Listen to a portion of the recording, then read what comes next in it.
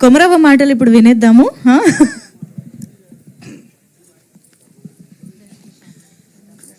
అందరికి నమస్తే. బాగుండరా? సాయంత్రమే అయింది, ఇంకా తినే టైం కూడా కాలే. ఎందుకు అట్లుండరు? మన తిన్న పాములోలే. బాగుండరా లేదా? బ్రహ్మాండ సినిమా ప్రీ రిలీజ్ ఫంక్షన్కి వచ్చినట్టు బ్రహ్మాండంగా ఉండాలి కదా బిడ్డ. అమ్మ ఇక్కడ చాలా మంది ఉండరుగా, కనబడతలేరు. సినిమా గురించి చెప్పాలంటే మా సినిమా గురించి మేము ఎంత చెప్పినా మీకు గొప్పగా అనిపిస్తుండొచ్చు. కాకపోతే సినిమానే ప్రాణమని, సినిమానే ఇష్టమని కష్టపడి చేసిన సినిమా ఇది. చాలామంది యాక్టర్లు సీనియర్స్ ఉన్నారు, కానీ హీరో, హీరోయిన్, ప్రొడ్యూసరు కొత్త వాళ్ళైనా ఎక్కడ ఒక్క రూపాయికి కూడా వెనక ఆడకుండా ప్రతి రూపాయిని సినిమా కోసమే అన్నట్టు ఏడికెళ్ళి తెచ్చిండో, మరి ఆ భూములు అమ్మిండో, యా ఇల్లు అమ్మిండో, ఏం చేసిండో, ఏ కష్టం పడ్డాడో, కానీ ఎవరికి మాకు పేమెంట్ విషయంలో కానీ ఫుడ్ విషయంలో కానీ ఎక్కడ కూడా గింత చిన్న ఎంటుక మందం ప్రాబ్లం రాకుండా చూసుకున్నాడు. నిజంగా చెప్తున్నా, పెద్ద పెద్ద ప్రొడక్షన్లు కూడా అంత బాగా చూసుకోవు. మేము సినిమాలు చేసినప్పుడు అంటే ఒక నెల పడుతుంది చెక్కులు వచ్చే వరకు. కానీ నీకు రేపు షూటింగ్ అంటే ఈరోజు పేమెంట్ ఇచ్చిండు, రేపు షూటింగ్ అంటే ఈరోజే పేమెంటు. అంత క్లారిటీ ఉన్న మనిషి, అలాంటి ప్రొడ్యూసరు ఈ సినిమాతో వస్తున్నాడు మన ముందుకు. కాబట్టి సురేష్ అన్న, ఈ సినిమా అయిన సక్సెస్ కావాలి, 100కు 100 రేట్లు సక్సెస్ కావాలి. నీలాంటి ప్రొడ్యూసర్లు ఉంటే మాలాంటి కళాకారులు, టెక్నీషియన్స్ 24 క్రాఫ్ట్స్లో ఉండే 100 మంది బతుకుతారన్న. మా అందరికి అన్నం దొరుకుతుంది.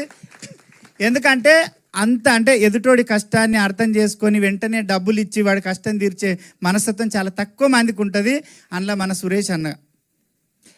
ఇంకోటి కార్తీక్, ఎక్కడవా కాసుల కార్తీకు, ఒక సైకో అంటే తెలుసు కదా, పిచ్చి సైకోలు ఇద్దరు ఈ సినిమాకి. రాంబాబు గారి గురించి లాస్ట్లో మాట్లాడదాము. ఈ సినిమా కోసం పనిచేసిన వాళ్ళల్లో 2 సైకోలు. ఒకరు స్వర్గస్థులైరు రాంబాబు గారు, మన కార్తీకు. నిజంగా చెప్తున్నా, నేను 45 సినిమాలు చేసిన ఇప్పటికి కానీ ఇంత పని సైకోని నేను ఎప్పుడు చూడలేదబ్బా. నా ముక్కు పుల్ల నీళ్ళే తెచ్చిర్రు, నా జాకెట్ నీళ్ళే తెచ్చిర్రు, నా చీర నీళ్ళే తెచ్చిర్రు, ప్రొడక్షన్ వీళ్ళే, అసిస్టెంట్ డైరెక్టర్ వీళ్ళే, కెమెరామెన్ వీళ్ళే, డైరెక్టర్ వీళ్ళే. అంటే అంతమంది పని వీళ్ళిద్దరు కలిసి చేసిర్రు, రాంబాబు గారు, కార్తీక్. అంటే ప్రొడ్యూసర్ విషయంలో ఆలోచించిండ్రా, అయ్యో మమ్మల్ని నమ్మి వచ్చిండు సురేష్ అన్న, మనం అన్ని రకాలుగా మిగిలించి ఆ పనంతా మనది అనుకొని చేస్తే 4 రూపాయలు తక్కువలో అయిపోతుంది. ఆయన ఇబ్బంది పడనుకున్నారో ఏమనుకున్నారో, కానీ నేను చాలాసార్లు అన్నా, ఎందుకు కార్తీక్ అంత తిప్పలు పడతావు తమ్మి, ఏమన్నా ఇంత ఒక అసిస్టెంట్ అన్న పెట్టుకోవచ్చు కదా, ఒక కెమెరామెన్ అంటే ఎంత రుబాబు ఉండాలి, ఎంత బలుపు ఉండాలి. ఏమి లేదు, డొల్లా పోతుంది. అంటే పని విషయంలో కాదు, అన్నీ చేస్తాడు, పెండెత్తాడు, ఊడుస్తాడు, తుడుస్తాడు, అన్నీ చేస్తాడు. అటువంటి మనిషి. నిజంగా చెప్తున్నా, రాంబాబు గారు అయితే నేను రెడీ కావాలంటే ఒక్కరోజు 7 సీన్లు చేసిర్రమ్మా. 7 చీరలు కట్టించిర్రు. ఒక్కరోజు 7 చీరలు కడితే ఆడిది కూడా కట్టదు. నిజంగా ఆడిది కూడా కట్టదు. ఒక పెన్లము బయటికి పోతే ఏమైనా అమ్మ తయారుగా ఆగాయా నీతోటి ఊకే పనికి మళ్ళీ ఓ లాగా అంగి వేసుకుంటావు, నిలబడి దావే అంటాడు. 7 చీరలు ఎట్లొస్తారంటే క్యారవాన్ కాడికి వచ్చి, ఓన్నా రావా, ఓన్నా ఆగన్నా, ఇది చీర అన్న, కట్టే వరకు గంట పడుతుంది అన్న, నువ్వు 10 నిమిషాలు కడతావు మాకు తెలుసు దాన్న. నిజంగా అంటే ప్రేమతో పని చేయించుకున్నారు. 4 రోజుల పని 2 రోజులలో చేసిర్రు. ఆ విషయంలో సురేష్ అన్నకు చాలాసార్లు చెప్పిన, ఇలాంటి డైరెక్టర్ కానీ ఇలాంటి కెమెరామెన్ కానీ చాలా రేర్గా దొరుకుతారన్న. ప్రొడ్యూసర్ మంచి కోరి చేసిన పనులు వాళ్ళు చాలా ఉన్నాయి. ఇంకా చెప్పాలంటే 100 ఉన్నాయి. డెత్ సాంగ్ ఉంది, మీరు సినిమా రిలీజ్ అయినాక చూస్తే. ఆ సాంగ్ మామూలుగా ఎవరికి చూపించినా అంటే 1 డేనో 2 డే చేసి ఉంటారా, 2 రోజులు షూటింగ్ చేసి ఉంటారా అనుకుంటారు. మా కార్తీక్ ఏం చేసిండు తెలుసా, 3 గంటల్లో సాంగ్ అయిపోగొట్టిండు. అది ఏమి జాతరా! నిజంగా సావైతే కూడా మళ్ళా ఎల్లాది పుల్లాది సావైతే కూడా అంతమంది రారు. మా అదృష్టం ఏంటంటే అప్పుడే స్కూళ్ళు ఇడిచిర్రు, ఏంటివి కాలేజీలు ఇడిచిర్రు, పని వరినారేస్ట్ వాళ్ళు అందరూ ఆ టైంకే వచ్చిర్రు. నిజంగానే చచ్చిపోతుర్రు ఏమంటారు, మా వెనక వాడి వచ్చిర్రు. అంటే ఆ సాంగ్ చూస్తే నాయనో ఇంత తొందర కూడా చేయొచ్చా, ఇట్లా కూడా చేయొచ్చా అంటే చాలా తెలివిగా చేసిండు ఎడిటర్. కాబట్టి ప్రతి ప్రేమని ఒక 2 గంటలన్నర సినిమా అనుకో, 2 గంటలన్నర మీద మా అంటే ఒక 15 నిమిషాలు ఎక్కువ తీసి ఉంటాడు, అంతకన్నా ఎక్కువ తీయరు. ఏ డైరెక్టర్ అయినా 2 గంటలన్నర సినిమాని ఒక 4 గంటలైనా తీస్తారు కార్తీక్. అంటే అందులో ఏషియాట్ ఎప్పుడు వస్తుందా అని. ఈయననే ఎడిటర్ కాబట్టి ఏమా నాకు తీయవు, క్లోజ్ పెట్టవని నాకు తెలుసా, అయిపోయింది, కట్టు, ఇది కట్టు, అది కట్టు, ఇది కట్టు. అంత ఫాస్ట్గా చేసినావు నిజంగా అన్న. అంచెలుగా ఎదిగి ఆ రాంబాబు సార్ ఆశీర్వాదము మన సినిమా మీద ఉంటుంది. కంపల్సరీ బ్రహ్మాండ సినిమా సక్సెస్ అవుతుంది. ఇంకో విషయం ఏంటంటే, నేను 17 సంవత్సరాలు అవుతుంది ఇండస్ట్రీకి వచ్చి. కొమరక్క అనే క్యారెక్టరు ఇంత ఫేమస్ అయింది, ఇంత ప్రతి ఒక్కరికి తెలుసు. 6 ఏళ్ళ పాప నుంచి 60 ఏళ్ళ ముసలి వరకు ప్రతి ఒక్కరికి తెలుసు కొమరక్క అంటే, అంత ఇష్టపడతారు. నా మనసులో ఎప్పుడు ఒక బాధ ఉండేది, ఇంత పెద్ద ఇండస్ట్రీ ఉంది, సముద్రం అంత ఇండస్ట్రీ ఉంది, ఒక్క డైరెక్టరు ఒక్క రైటర్ మైండ్లో నేను లేనా, నా మీద పెన్ను పెట్టరా, ఒక్కరన్న పెడుతుండొచ్చా. ఎప్పుడు నా భార్యతోటి అంటుండే, ఎవరో ఒకరు నా మీద ఏదో ఒక రోజు నన్ను ఊహించుకొని కథ రాయకపోతారా ఈ ఇండస్ట్రీలో అని. కానీ ఆ అదృష్టం నాకు రాంబాబు గారు ఇచ్చారు. నేను లేడీ గెటప్ చెయ్యను సార్, నేను ప్రతి దసరా చేసిన, అది జెర్సీ, మళ్ళీ రావా, నేను లోకల్ చాలా సినిమాలు చేసిన. ఇప్పుడు 7 సినిమాలు ఉన్నాయి రిలీజ్కు. ఆ సినిమాలో కూడా ఎక్కడ లేడీ గెటప్ చేయలే సార్, నేను చెయ్యొద్దు అనుకుంటున్నా దీని టీవీ వరకే అంటే, రాంబాబు గారు ఫిలిం ఛాంబర్ పిలిచి బన్నీ రాంబాబు వచ్చి ఆ కథ చెప్పంగానే కంట్లే నీళ్ళు వచ్చినాయి. సార్ పెన్ను పెట్టంగానే, కార్తీక్ అన్న కూడా ఉన్నాడు, అన్న పెన్ను పెట్టంగానే నీ పేరు అనుకున్నాం అన్న అనగానే, నిజంగా ఈ సినిమాలో నాదొక మంచి క్యారెక్టరు. నా జీవితంలో నేను 100 సినిమాలు చేసినా ఇలాంటి క్యారెక్టర్ నా లైఫ్లో రాదు, ఎవరు రాయరు, అది కాదు. ఈ సినిమాలో నాది అంత మంచి క్యారెక్టరు. నిజంగా చెప్తున్నా. ఆ విషయంలో రాంబాబు గారికి, సార్ మీరు ఎక్కడున్నా, నిజంగా ఒక మనిషి 30 సంవత్సరాలు యుద్ధం చేసిండు. ఆయన యుద్ధం చేసి తన యుద్ధాన్ని గెలిచి సింహాసనం మీద కూర్చునే టైంలో భగవంతుడు గద్దొచ్చి కోడి పిల్లని ఎత్తుకుపోయినట్టు ఎత్తుకొని పోయిండు. కానీ నిజంగా చెప్తున్నా, ఈ టైంలో ఆ రాంబాబు సారు తప్పకుండా యమధర్మరాజుతోటో దేవుళ్ళతోటో పోరాడుతుంటాడు అనుకుంటా నాకు తెలిసి. లేదు సార్, నా సినిమాని సక్సెస్ చేయండి సార్, నా కోరిక తీర్చండి సార్ అని. వాళ్ళ భార్య వాళ్ళ పిల్లలు ఇక్కడే ఉన్నారు. నిజంగా వాళ్ళ పరిస్థితి, మేము ఆ రోజు ప్రొడ్యూసర్ సార్ మేమందరం వాళ్ళ ఊరికి పోతే, అయ్యో 30 సంవత్సరాలు ఇండస్ట్రీలో పోరాడి సార్కి ఏమీ లేదు, ఒక పెంకుటిల్లు, 2 బిడ్డలు, భార్య తప్ప. నిజంగా అంటే చాలా మంది ఏమనుకుంటారన్న, మా షాద్నారాలు కూడా వచ్చారు మా వాళ్ళు, మాకు పేరున్నంత మాత్రాన సాయిలకేమో అబ్బా మస్తు పైసి ఉంది, మంజుకేమి మస్తు సంపాదిస్తుంది. మంజు కష్టాలు మంజుకు తెలుసు, నా కష్టాలు నాకు తెలుసు. సినిమా వాళ్ళకు పేరు ఉంటుంది తప్ప మా వెనక బ్యాలెన్స్ ఉండదు కదా అమ్మా.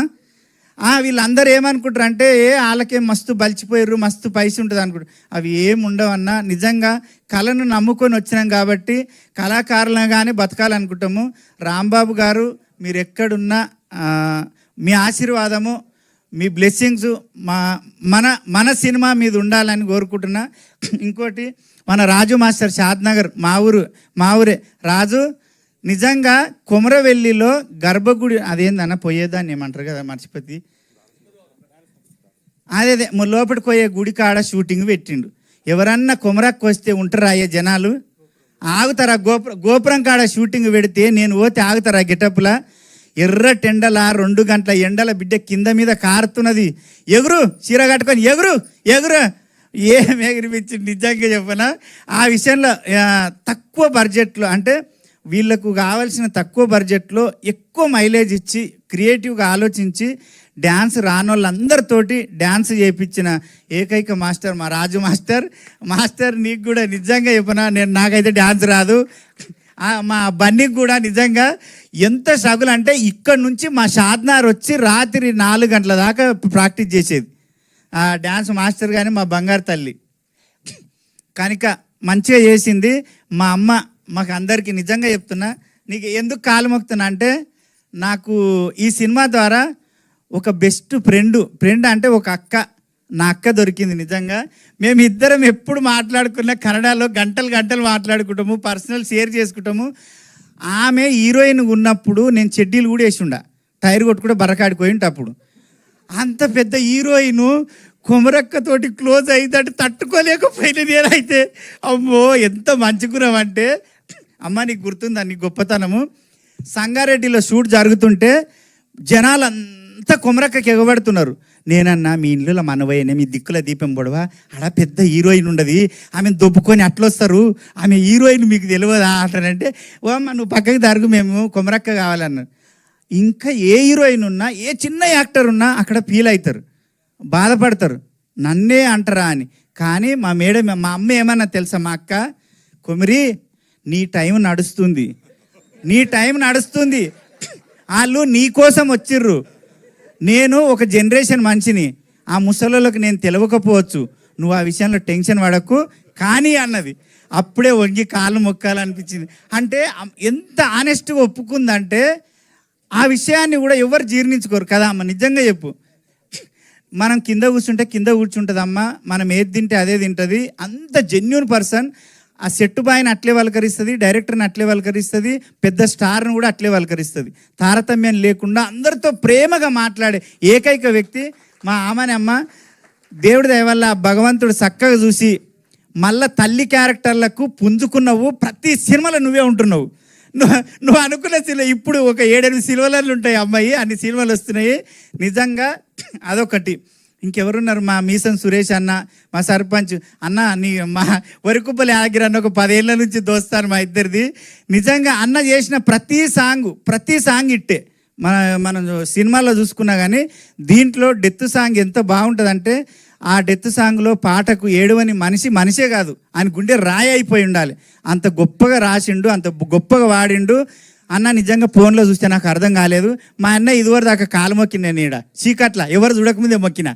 ఎందుకో తెలుసా, ఆ సౌండ్ వింటే నాకే మైండ్ పోయింది. ఫోన్లో నాకు అర్థం కాలేదు అన్న, నిజంగా మీరు అంటే ఫోన్లోకి అట్లే ఉండదు కదా అనుకున్నా.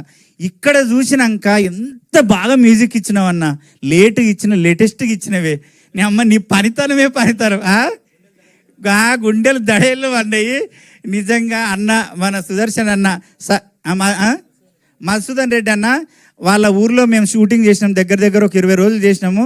మమ్మల్ని కంటికి రెప్పలా కాపాడుకున్నందుకు నీకు, మీ ఊరికి, అందరికీ, చింటూ నీకు, ప్రతి ఒక్కరికి థ్యాంక్ యూ సో మచ్. ఇంకెవ్వరికి స్పీచ్ మిగిల్చావా? సినిమాలో డామినేట్ చేసి, సెట్లో డామినేట్ చేసి, ఇక్కడ స్టేజ్ పైన డామినేట్ చేసి అయిపోయింది. Time is up. సరే మాట్లాడు. ఇగో మా చెల్లెలు, మేము శ్రీదేవిలో చాలాసార్లు మాట్లాడుకు. మా చెల్లెలు అంటే ఎప్పటి నుంచి పిచ్చి అభిమాని అంటే రాఖీ కదా. రాఖీ ఎప్పుడు, ఎందుకంటే ఒక 26 సార్లు చూసిన రాఖీ సినిమా. చెల్లెలు అంటే అంత ఇష్టం, నా బంగారు తల్లి అంటే కూడా నాకు అంత ఇష్టం. Thank you so much Komarakka.